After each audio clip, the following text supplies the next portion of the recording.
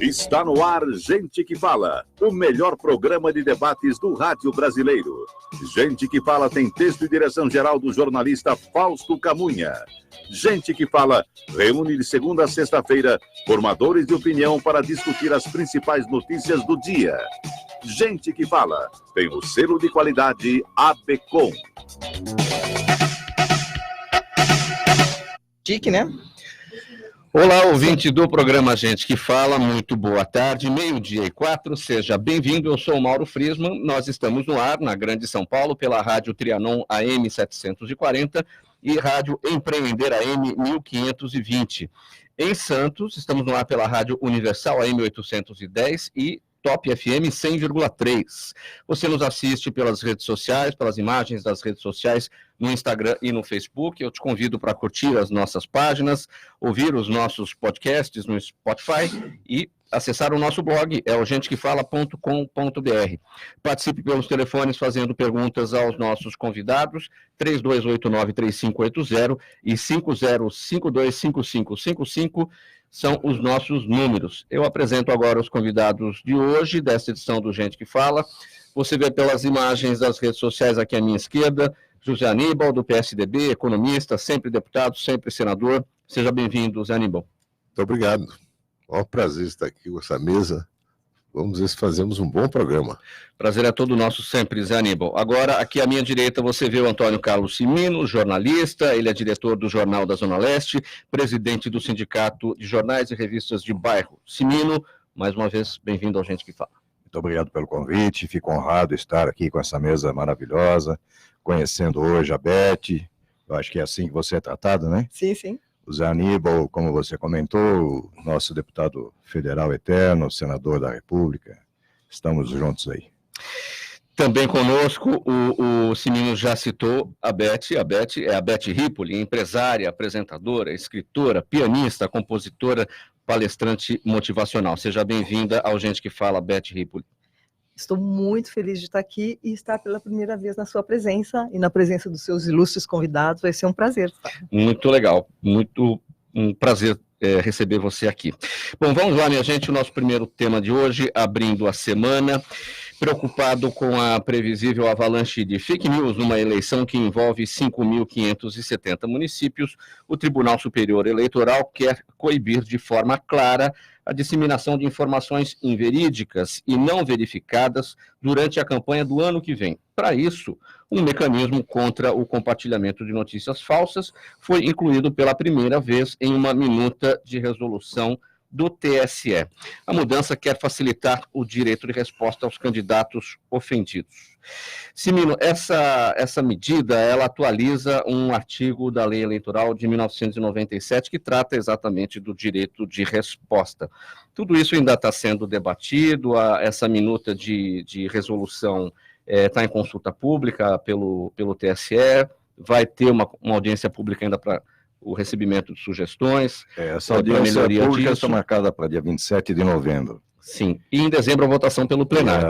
Em dezembro a votação. Você acha que essa medida desencoraja os candidatos e partidos nessa coisa de espalhar fake news?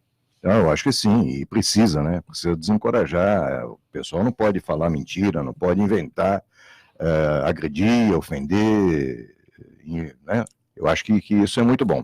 Apesar que a lei eleitoral é muito lenta. E por ser eleitoral, ela é política, né? O tribunal é muito político.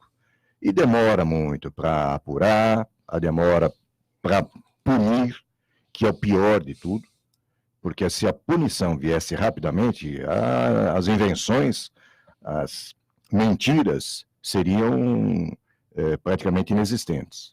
Agora, quer dizer, essa celeridade deveria vir na esteira dessa medida. Sim, senão não vai funcionar. Porque até apurar, veja, do fake news da eleição passada, ainda não foi punido ninguém. Então você veja, não adianta, precisa sim botar uma lei firme, mas que seja célere, senão não adianta, senão não vai funcionar.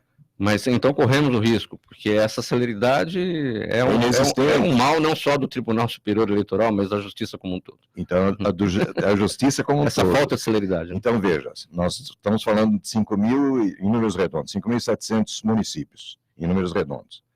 Quantos candidatos nós vamos ter em cada município, porque nós estamos falando de vereadores? Nós vamos ter aí por volta, aproximadamente, de uns 70, 80 mil, se não for mais, candidatos. Imagina apurar tudo isso? Não vai ter tempo, não vai ter... Não é que não vai ter tempo. Tempo há, mas não há a celeridade que precisaria ter.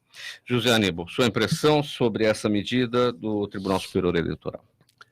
O Mauro, primeiro destacar aqui que o Cimino, ele faz, entre outros, o Jornal da Zona Leste.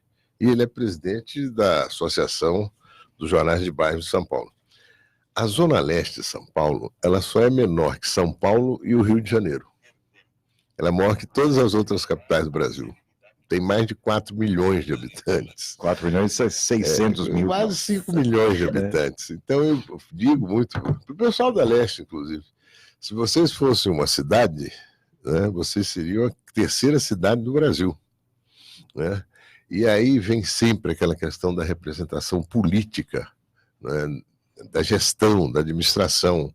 Se você tivesse uma gestão exclusiva da Zona Leste, uma Câmara Municipal, não estou falando de um município de 3 mil habitantes, estou falando de uma mega cidade de 4 milhões e 700 milhões de habitantes. 4 milhões e 700 mil habitantes. Certamente isso facilitaria na gestão. Mas como não pode ter isso, poderia ter uma representação mais direcionada da região. Para isso, o voto distrital. Seria muito importante que na eleição do ano que vem tivesse um voto distrital nas capitais. E o que falta para isso? Falta vontade. Já há uma indicação nessa direção, mas eu não sei se vai se confirmar. Porque ela tem que ter um tempo antes da eleição. Né? Teria que ser agora, né? Para que realmente possa ter. É fundamental que a cidade de Tiradentes tenha uma representação. A cidade de Tiradentes é um bairro-cidade, não é? Como tantos outros da Zona Leste. Mas voltando aqui, rapidinho. Diga lá, Nico.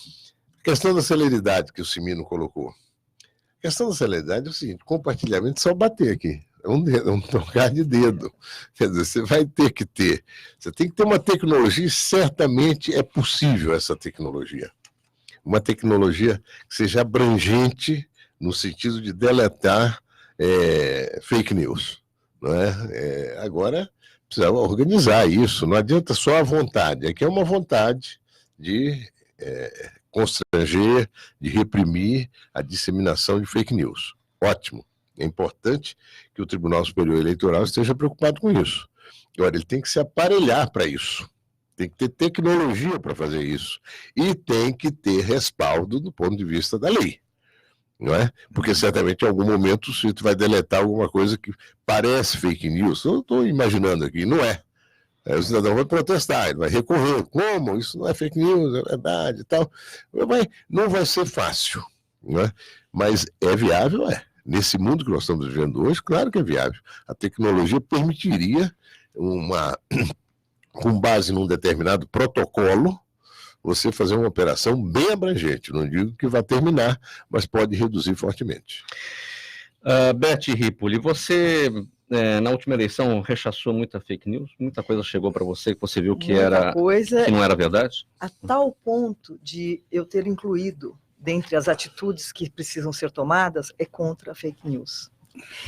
Eu entendo assim, como você disse, não há serenidade. Como ele disse, é muito abrangente, como é que nós vamos controlar isso? Eu acho que a partir do momento que você conscientizar o homem, quando eu digo homem, as pessoas, o povo, de que é necessário uma atitude compromissada contra a fake news, porque não adianta só querer que a lei, o homem faz a lei, o homem descumpre a lei, você concorda? Uhum. Somos nós que descumprimos, somos nós que colocamos o fake news. Então a gente tem que começar a se conscientizar de que atitude é tudo frente a essa leva de fake news que vem.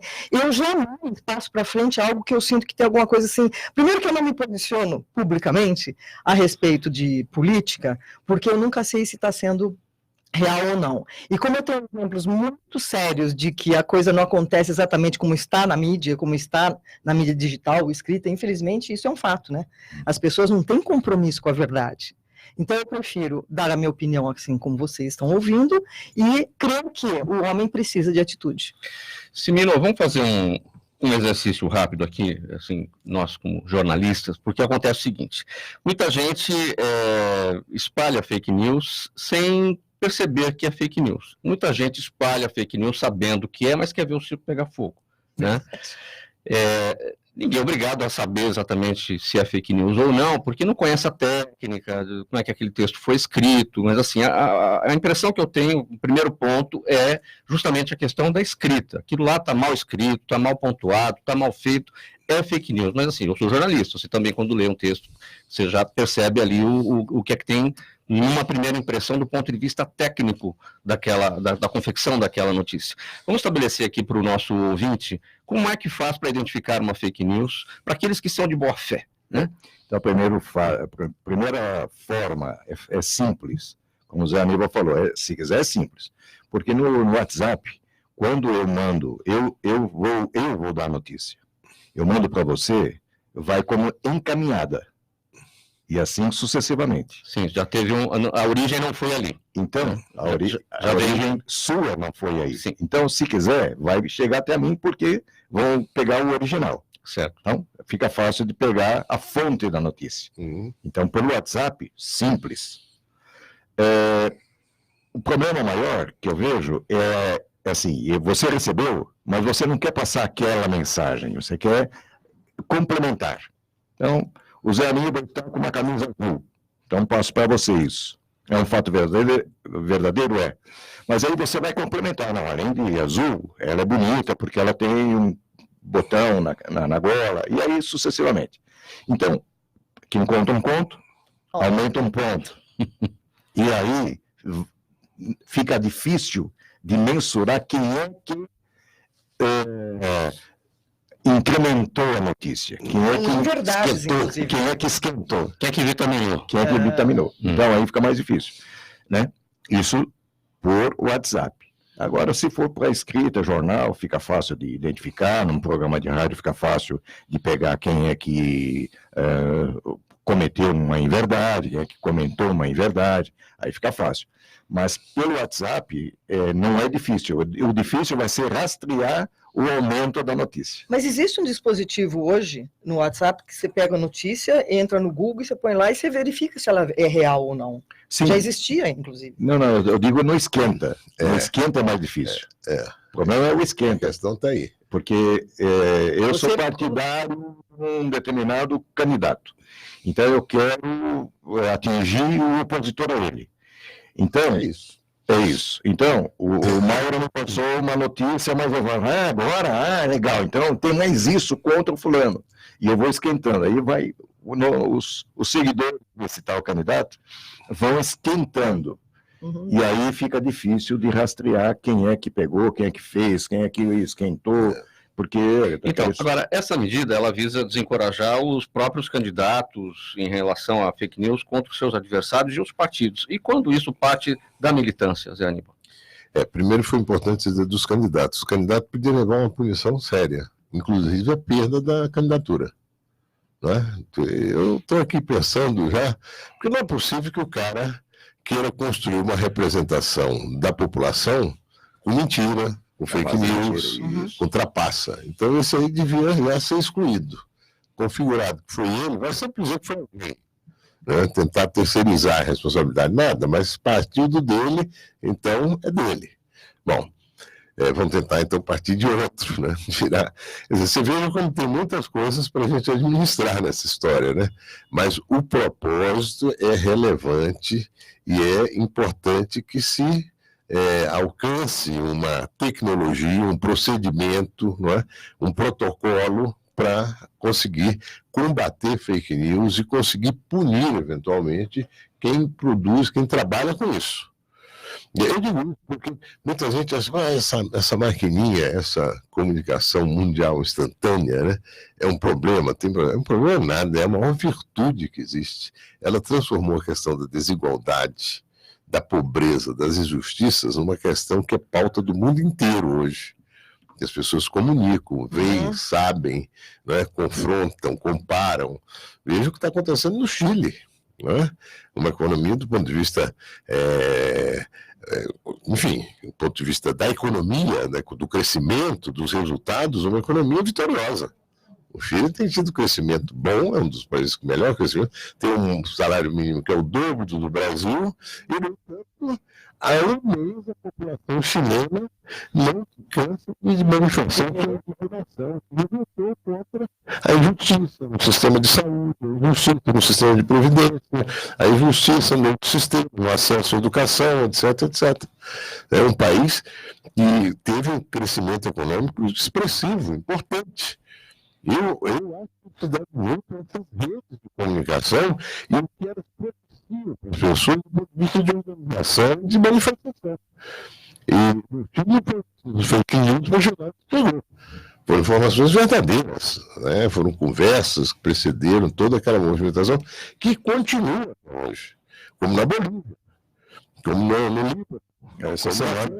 Essa semana mesmo, né, no domingo, esse final de semana, que nós tivemos aí uma movimentação muito grande contra o ministro, né?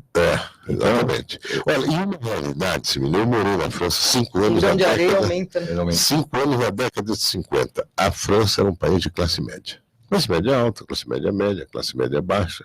Mas você não via pobreza na França. Miséria, muito menos. Hoje a França é um país que tem pobreza. Muito bem, nosso próximo tema é o seguinte. Depois do sucesso do livro A Autoconfiança, Oxigênio da Vida, Beth Ripoli lança no próximo dia 26 agora de novembro. Sim. Uma nova obra, #Atitude é Tudo.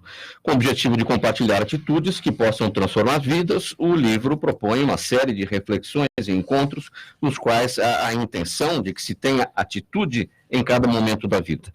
A obra aborda diversos assuntos, como amor, traição, o protagonismo que temos em nossas vidas e as responsabilidades sobre os nossos atos.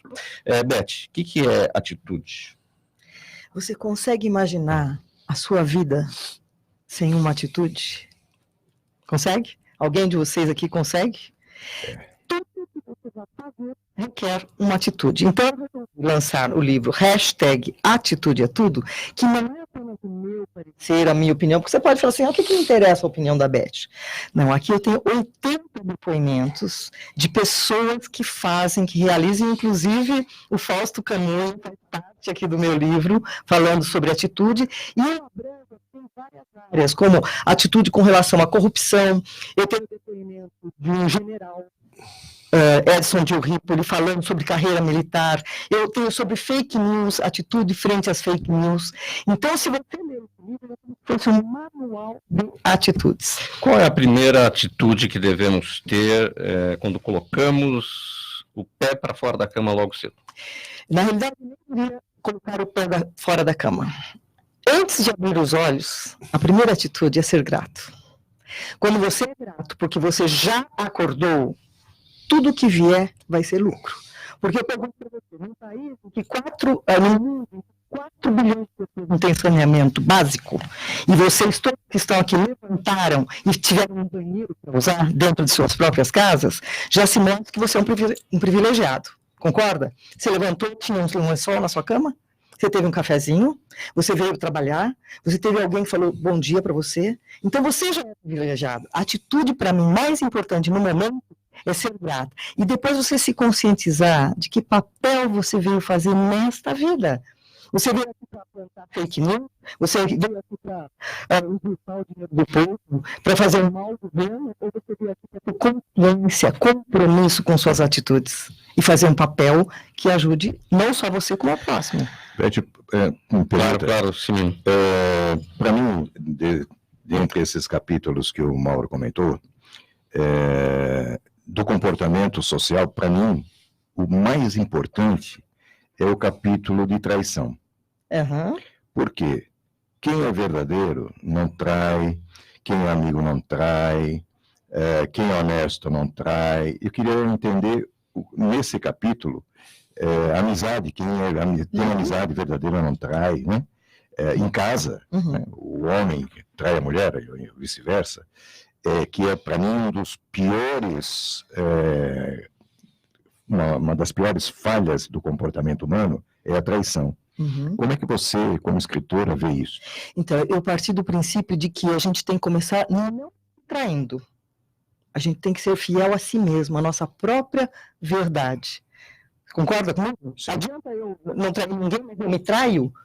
Então, a partir do momento que eu sou sincera e verdadeira comigo, aí ao meu redor, eu vou procurar me cercar de pessoas que possam ser verdadeiras. E exatamente o que você está falando, eu cito a traição de casais, porque eu sou uma mulher traída, mas que isso foi um bem, porque todo mal é um bem deslocado.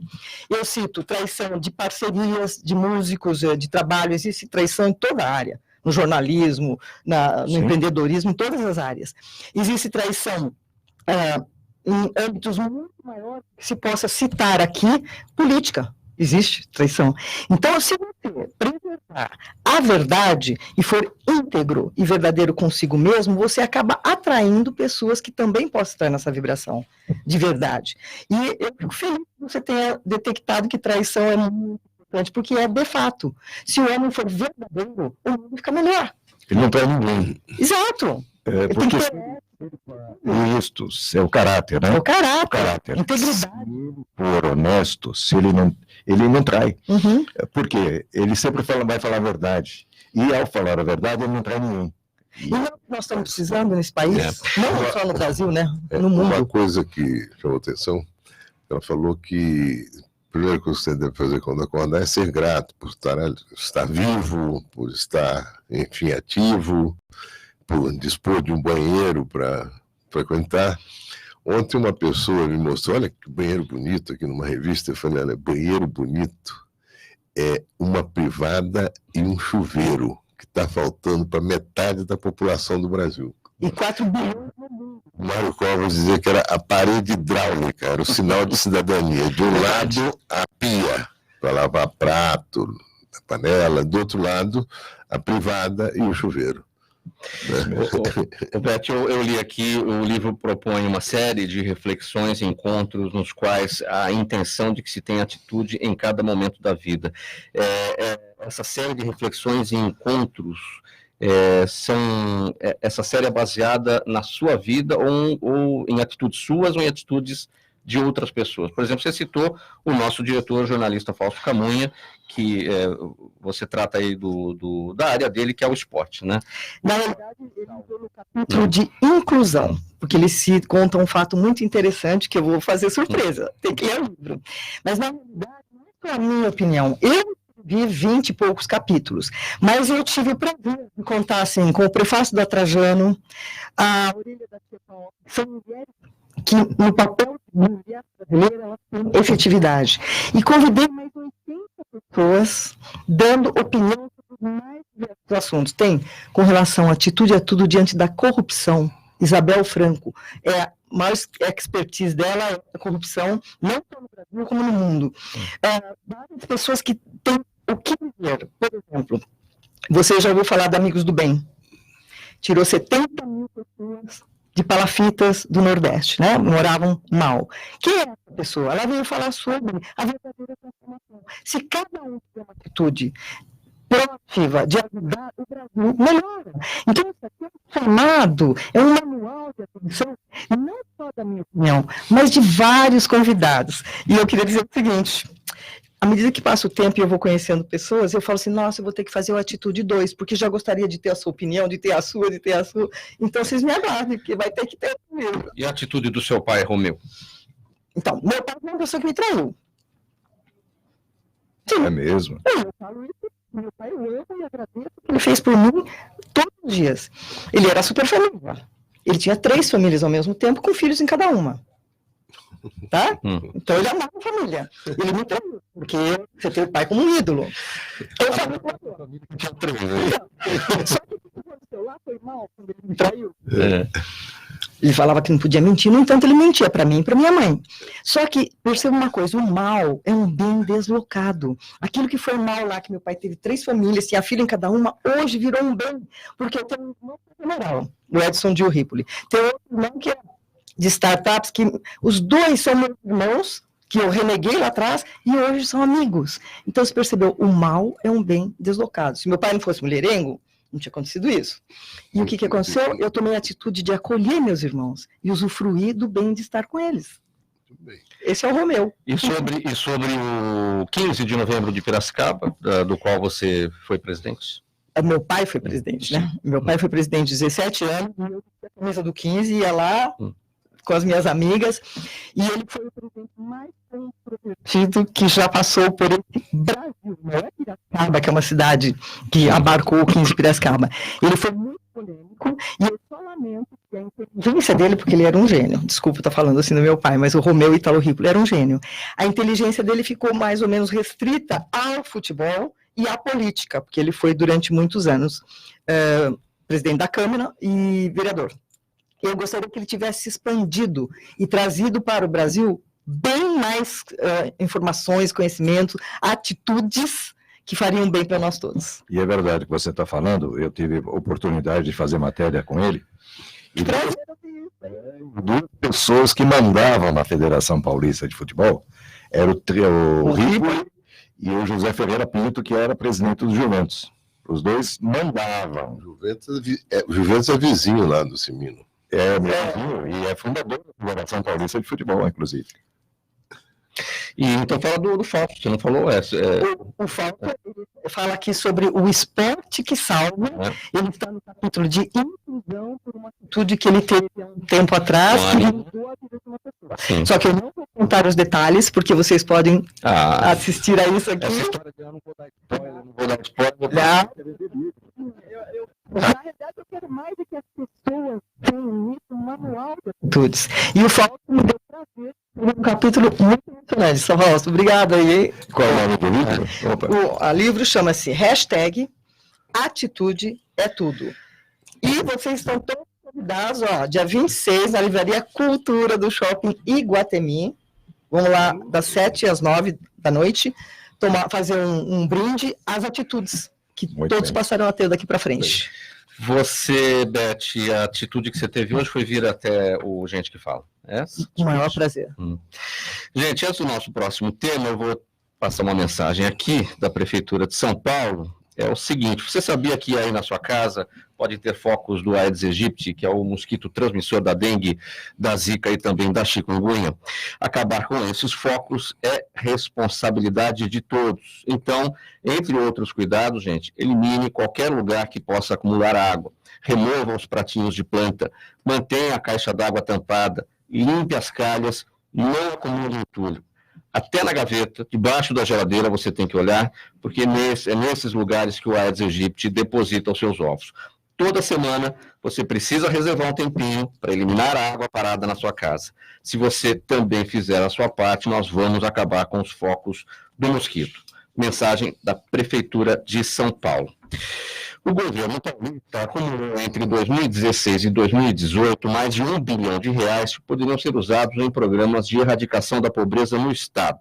O recurso, porém, está travado desde janeiro à espera de que o governo nomeie um conselho gestor do fundo que poderá definir como o recurso poderá ser aplicado. A demora ocorre em um contexto de cortes do governo Dória no setor, afetando programas como o Viva Leite, o Renda Cidadã, o Bom Prato e o Ação Jovem. Aníbal, por que essa demora na sua avaliação em relação à nomeação desse conselho do gestor desse fundo? Eu não conheço essa matéria aqui. Eu sei que hoje, eu vi rapidamente no jornal, que foi uma manhã muito agitada, e não pude detalhar, ler. Só um complemento. O governador Dória disse que esses recursos coletados entre 2016 e 2018, então, se referem ao governo passado, e que o que foi coletado na gestão dele, ou seja, do começo do ano para cá, essa parte está sendo usada. Pois é, mas se isso só depende da nomeação de um conselho, nomeia o conselho. Se essa é a condição para poder fazer o investimento... Simples assim. Por que demorar mais? É porque demora mais. Faz um conselho imediatamente, cria o conselho, porque está a entender o seguinte, se desse ano o recurso destinado foi aplicado, há um recurso acumulado que é expressivo, que produziria mais resultados positivos, sobretudo nesses programas. Viva Leite, Renda Cidadã, Bom Prato e Ação Jovem. Então, poderia fazer mais restaurante Bom Prato, poderia distribuir mais leite, poderia E muitas outras coisas. Quer dizer, por que não quer? Cria essa semana. É atitude, né? É atitude. A aplicação e destinação desses recursos, junto com aqueles que já estão sendo feitos pelo Estado. Esse fundo chama FECOEP, Fundo Estadual de Combate à Erradicação da Pobreza. Então, segundo o governo Dória... Fundo Estadual de Combate à Erradicação da Pobreza. Tá. Segundo o governador Dória, os recursos deste ano, uma parte já foi para o Fundeb, para financiar a educação básica, e outra parte para esse fundo. Estes recursos se referem à gestão passada do governador Alckmin. Sim, mas isso esse recurso, né? Então é hora de usar o recurso. Mas Tem que fazer, né? Tem que fazer. Tem que fazer mesmo. Cirino, sua impressão sobre esse tema? O dinheiro parado na fila, eu não consigo entender. E não é pouco, 1 bilhão é muito dinheiro. Ainda mais parado. Né? O Dória, que a gente sabe, é lépido. Então, não sei por que ele ainda não criou esse conselho. Falta de atitude.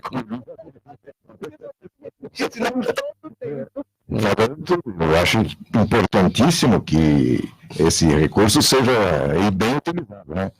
Que não pare no caminho, que não seja extraviado, que não tenha outras finalidades.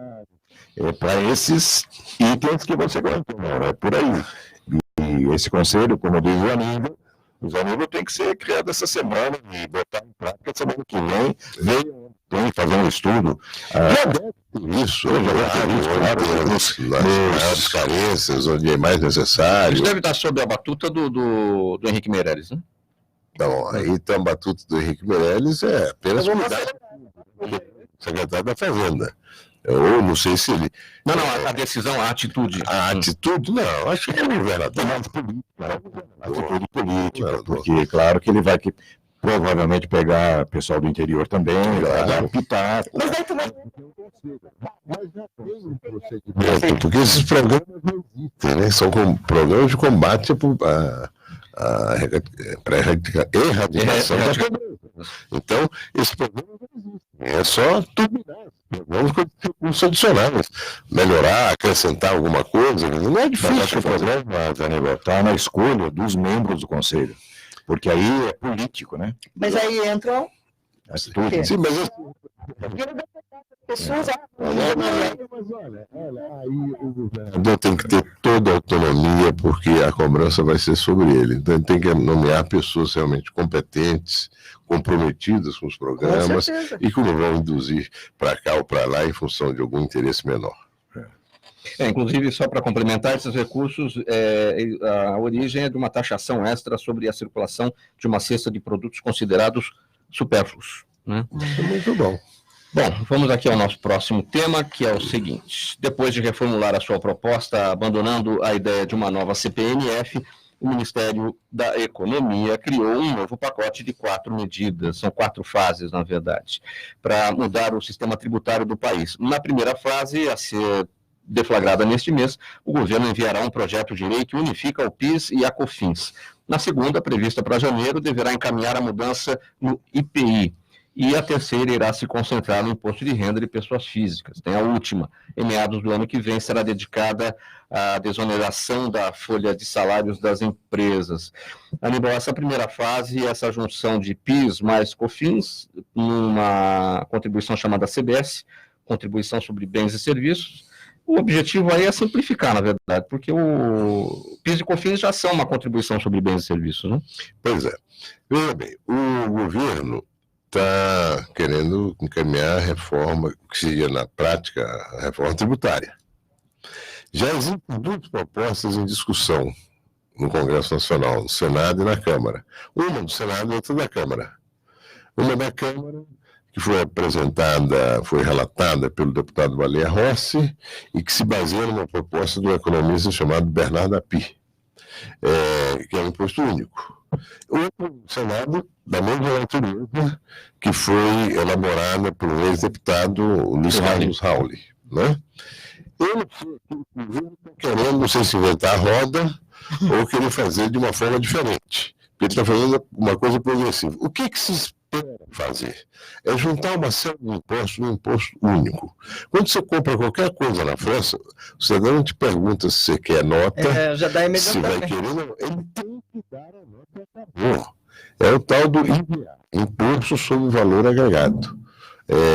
Acho que na França é IVA também que chama, mas enfim, é um imposto Valeur Ajouté. A ideia É um imposto. Agora, aqui nessa proposta do governo, não entram impostos estaduais e municipais. Nas propostas que estão em discussão lá, tem, projeções que incluem o imposto, o ICMS, que é o principal imposto dos estados, né? E incluem impostos estaduais. Eles incluem tudo. Isso é o único imposto. Depois é facílimo fazer a distribuição. A questão, depois do desafio, é como vai ser feita essa distribuição. O governo federal está fazendo aqui só com relação aos impostos que diz respeito. PIS, COFINS e PIN, que é o imposto sobre produtos industrializados, e depois sobre o imposto de renda, e depois sobre a folha de salários, né, que são as contribuições. Então, o governo precisa.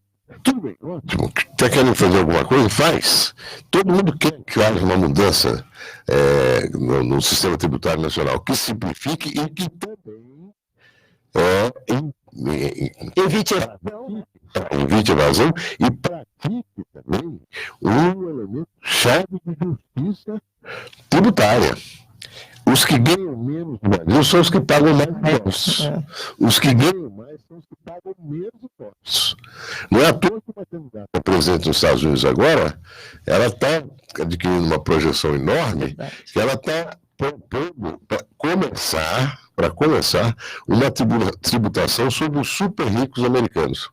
Aqueles que têm mais de 50 milhões de dólares, 200 milhões de reais.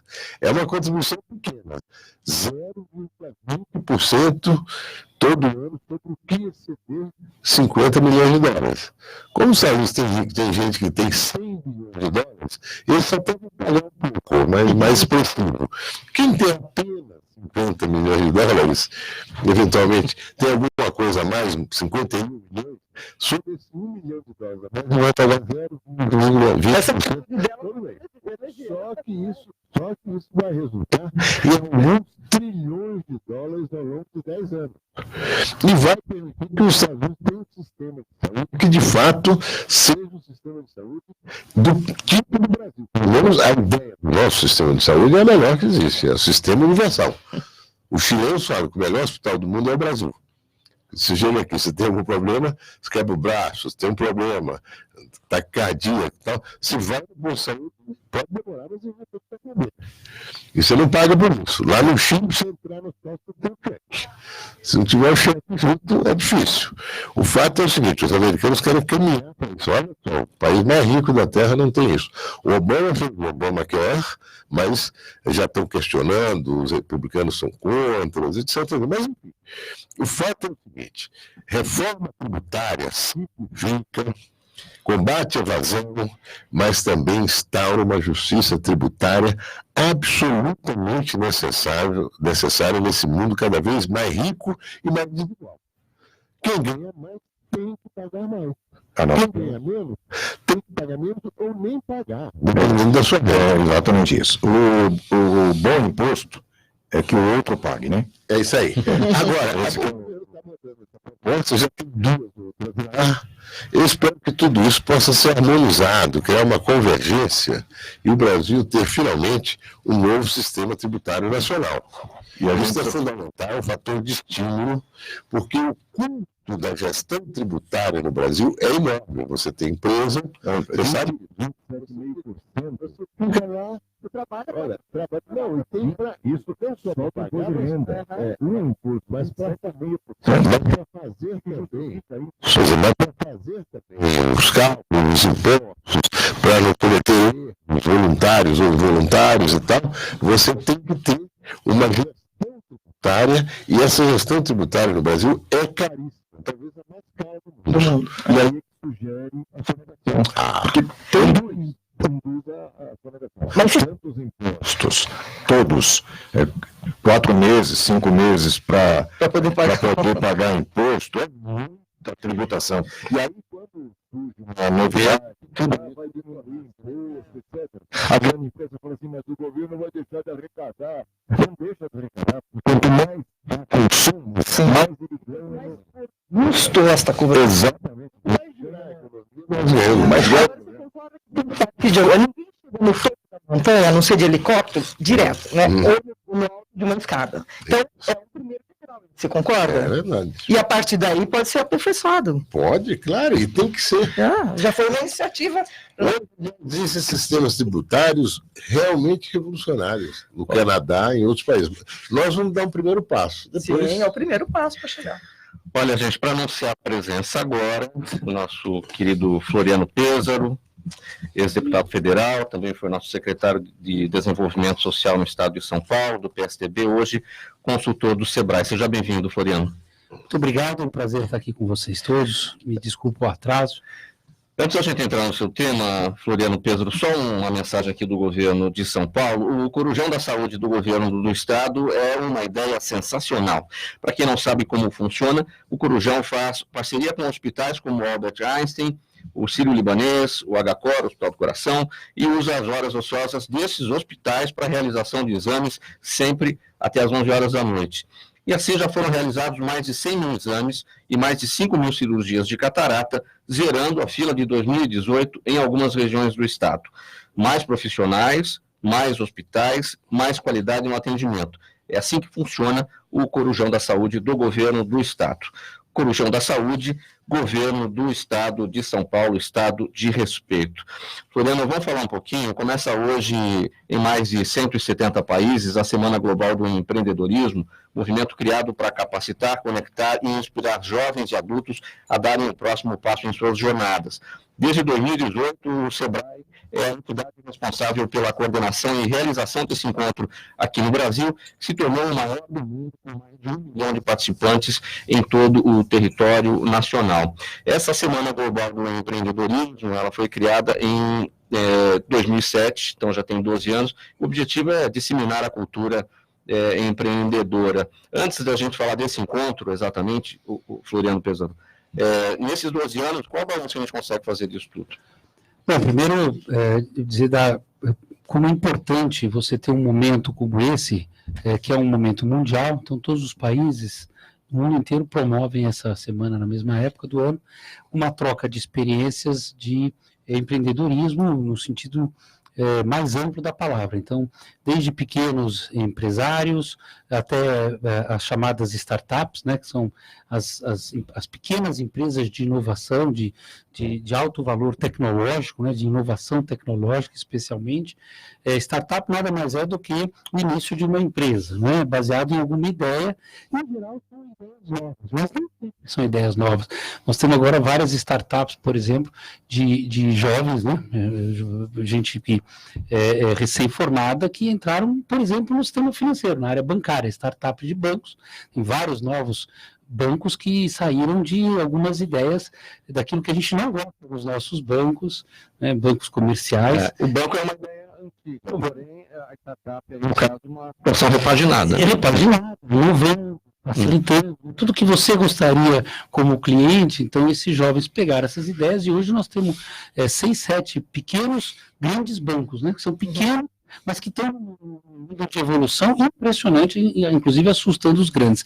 E isso, por exemplo, porque isso está ocorrendo em todos os setores da economia. São as chamadas fintechs, né? As fintechs, que eram tidas como pequenas financeiras, mas não são. né, eles já atuam como dentro dos modos do sistema bancário inovando. Mas eu estou pensando em outras áreas, né, muito ligado à revolução tecnológica.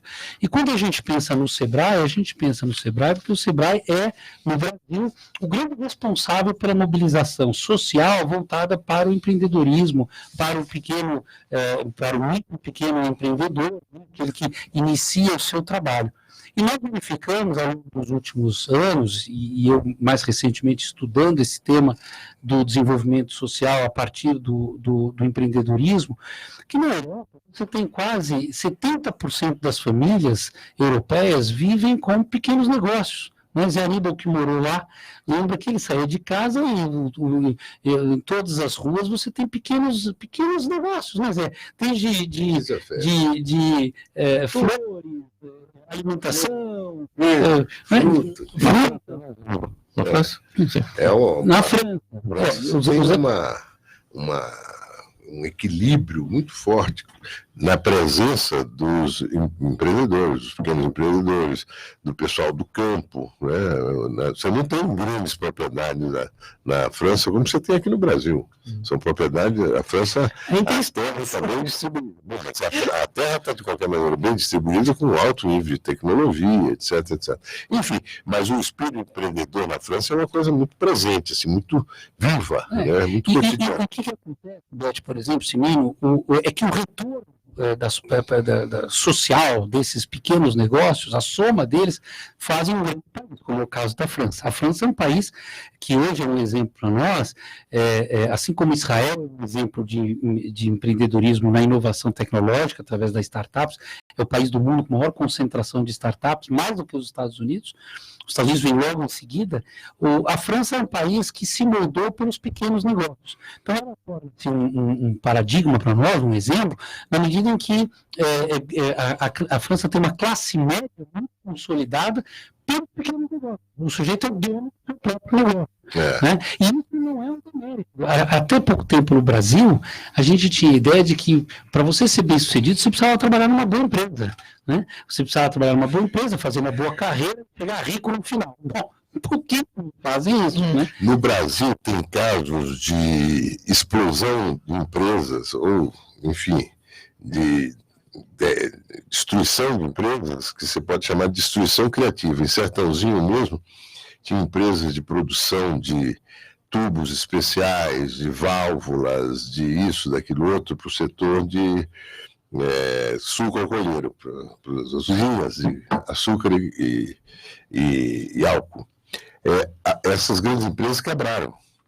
Os engenheiros, os gestores dessas empresas, os administrativos se juntaram.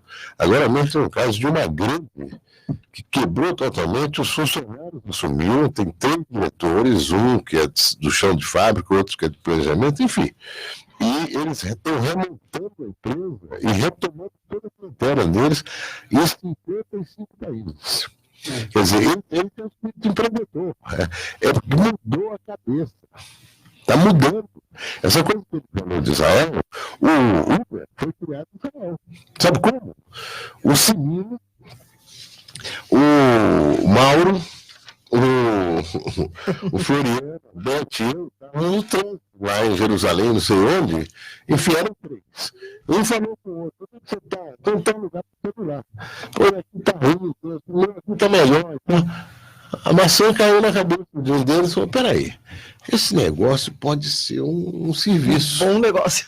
Eles foram, parece que 2007, 2008, venderam em 2011, 2012 por $1 bilhão. Ficaram com pouco, porque eles arrumaram investidores lá em Israel mesmo para desenvolver, porque aí teve que contratar várias pessoas, desenvolver o aplicativo, e ficaram com uns 200, 300 milhões de dólares. Os 3 mais os que ajudaram e tal. Os investidores ficaram com 700, mas de qualquer maneira ganharam muito dinheiro e venderam. Então, você vê, esse espírito de empreendedor hoje, ele não tem limite, no bom sentido. E a Uber é a maior empresa de transportes do mundo sem ter um carro. Né? Isso aí. É como o Airbnb, a maior empresa hoteleira do mundo sem ter um carro. E não tem como se contrapor, porque a rede hoteleira agora não tem conversa. Tem mais gente que vai viajar. Estou vendo aqui no Jornal do Simino que o Uruguai, que fica logo aqui, é o risco. Deve estar cheio de...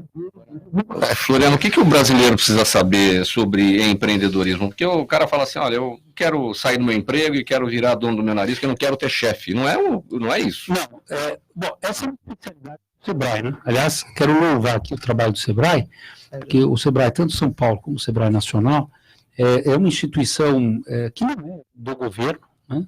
Eu diria que é paragovernamental, que não é exatamente do governo, mas presta um serviço público cofinanciado com recursos do sistema produtivo, ou seja, indústria e comércio, né, e agricultura. Então, o Sebrae tem um percentual lá do Sistema S que financia essa imensa rede altamente profissionalizada.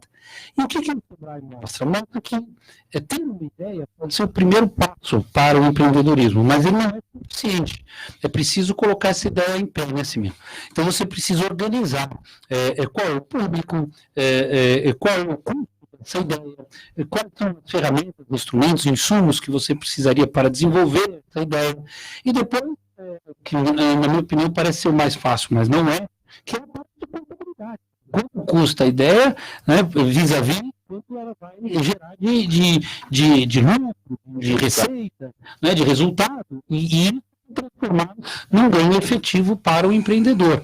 Essa conta, que é uma contabilidade, né, digamos, é uma contabilidade que às vezes parece, olha, a minha ideia é tão boa, por que não deu certo? Porque essa contabilidade, se ela não for bem feita, o custo-benefício dessa ideia, você quebra, ou você não consegue avançar. Né? Então, o Sebrae, ele oferece esse tipo de, gratuitamente, né, na grande maioria dos casos é gratuito, ele oferece esse tipo de serviço de orientação para o micro, para o MEI, né, o chamado microempreendedor individual, para o pequeno empresário, e ele vai moldando, inclusive do ponto de vista de segmento e de cadeia produtiva. O Sebrae faz algo muito importante, que é juntar as diversas iniciativas numa cadeia produtiva que possa contribuir com o teu negócio. Você comprar de um outro pequeno, de um outro micro. Por quê? Porque, em geral, o custo será mais baixo do que de uma grande empresa, que tem embutido no preço um custo muito maior. E, por último, eu queria também acrescentar, em relação à Semana Global do Empreendedorismo, é que ela ocorre no mundo inteiro, nos grandes países, a 13ª edição dela, e o que é interessante é que ela promove esse intercâmbio de serviços e produtos, inclusive na área do turismo, e eu chamo de intercâmbio porque o Brasil ainda não aproveita o seu potencial do pequeno empreendedor para a exportação. Um pequeno produtor é praticamente impossível conseguir exportar, que gera divisas para o país e riqueza. Né? Quando você pega na França, na Alemanha, na Itália, a Itália, por exemplo... Isso acontece por quê? Porque não tem escala? Não é porque não tem escala, não tem orientação. Tem mercado e não tem orientação para ele conseguir chegar nesse mercado. Né? E cara, ele não vai fazer sozinho, ele tem que ter um parceiro para que ele possa fazer esse tipo de coisa. Mas só para terminar, você pega, por exemplo, a França, a Itália, a Inglaterra, eles conseguem chegar a 70%, 80% da produção do pequeno é exportado. Na Bélgica, 90% do produto produzido por pequeno, né, pelos chamados pequenos empreendedores, empresários, é destinado à exportação. E aqui no Brasil isso não passa de 9%. Então nós temos ainda uma avenida para caminhar nesse modelo que possa contribuir com o país. Eu queria dar uma opinião rapidinho. Gigabet, claro. Não sei se vocês conhecem o Grupo Mulheres do Brasil, que começou com 40 mulheres, liderado pela Trajano, Tchekok e Sônia Hess. Hoje nós somos 36 mil mulheres. A gente não reinventa a roda, mas a gente pega as rendeiras do Nordeste, que ganhavam R$100 por mês, e nós deixamos aquilo como uma empresa, e hoje elas exportam, ganhando cada uma delas muito mais. O caju, castanha de caju, do Amigos do Bem, eles exportam. Então, são pequenos produtores que estão sendo liderados pela Mulheres do Brasil, através da Alcione Albanese. Então, isso é exatamente o que você está falando. É o pequeno empreendedor que está tendo oportunidade por gente que sabe o que faz, para poder ter uma maior rentabilidade e, inclusive, ajudar no bem-estar, né, de cada um. É isso, a ideia é essa. Agora, o que prevê exatamente, Floriano, a Semana do Empreendedorismo? O primeiro, boas práticas. Então, a exposição de boas práticas relatos, divulgação, disseminação desses que nós chamamos de exemplos, né? Os cases, né? Os cases, né? Os casos de sucesso, que são exemplares, né? As pessoas aprendem por exemplos, né? De preferência os bons exemplos. A gente tem muito mau exemplo, mas quando é bom exemplo. Então, a ideia do Sebrae é disseminar os bons exemplos, né?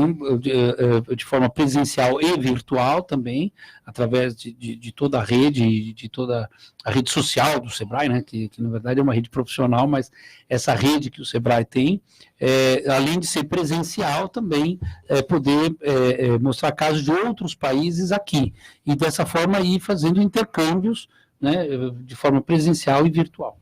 Agora, Floriano, desculpa, só que senão não complementa. Tem também a parte de orientação, capacitação, formação, seminários. Então tem professores que estão lá orientando.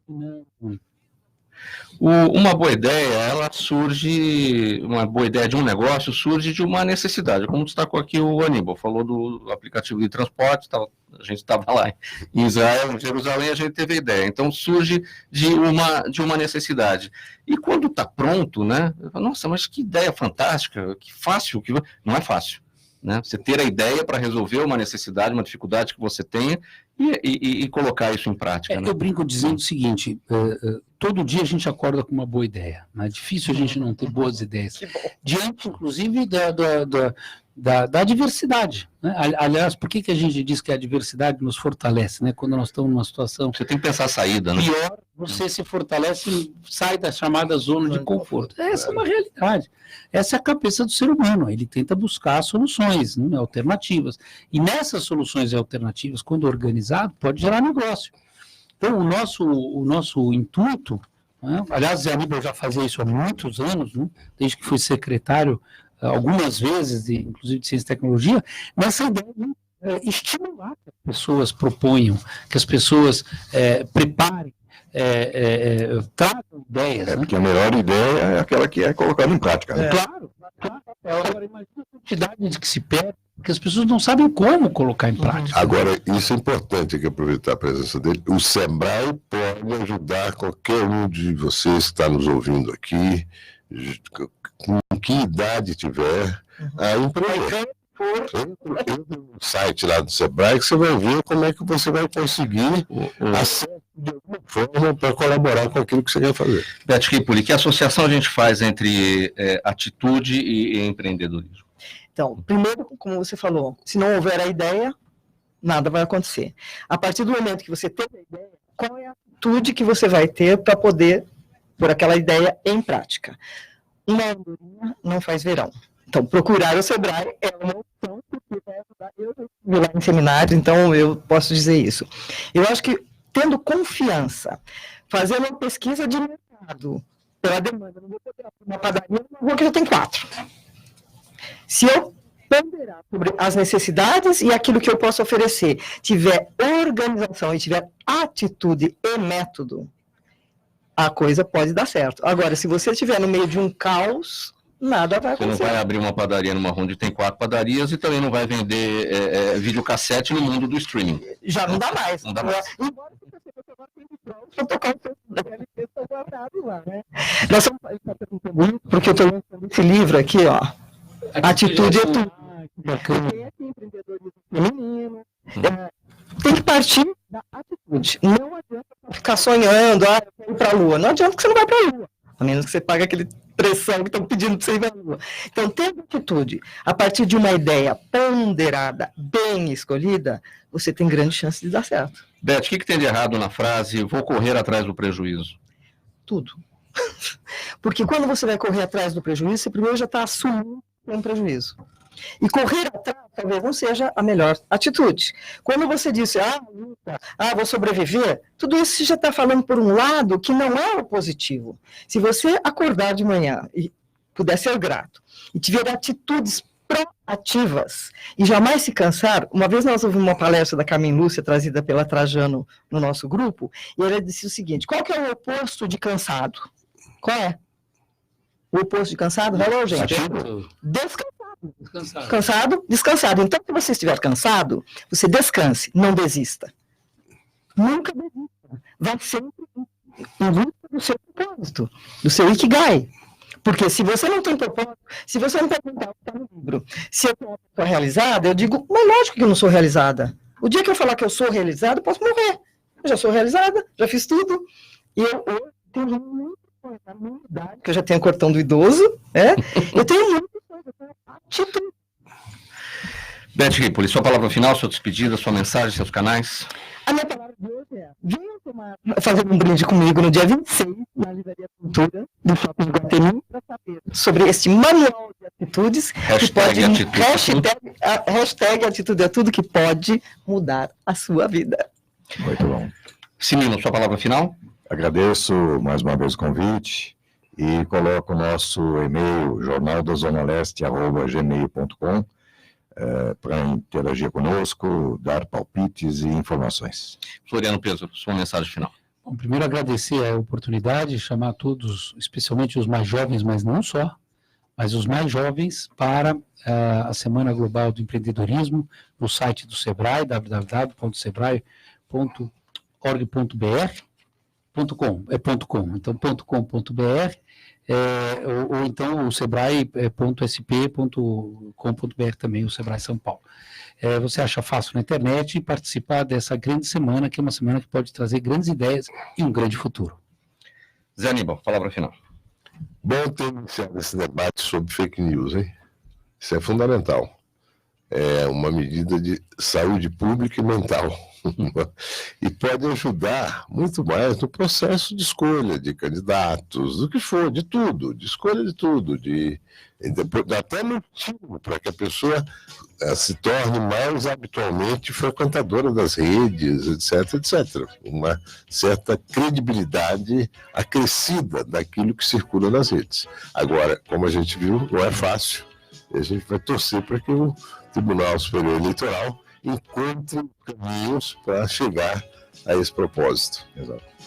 Muito bem, gente. Um agradecimento a todos. Em nome da equipe do programa Gente que Fala, o José Aníbal, economista, sempre deputado, sempre senador, a Beth Ripoli, empresária, apresentadora, pianista, enfim, palestrante motivacional, o Antônio Carlos Simino, jornalista, diretor do Jornal da Zona Leste, e o Floriano Pêsaro, hoje consultor do Sebrae, já foi nosso secretário de Desenvolvimento Social no estado de São Paulo. Na mesa de som, o Sérgio Souza, também gerente técnico da Rádio Trianon, apresentação minha, Mauro Frisman, pauta e redação Pedro Esquiavon, diretora de produção Zenilda Salvato, direção-geral do jornalista Fausto Camunha, e do outro lado do Gente que Fala, você, ouvinte, a razão da nossa presença aqui. Obrigado pela audiência, tchau, até amanhã.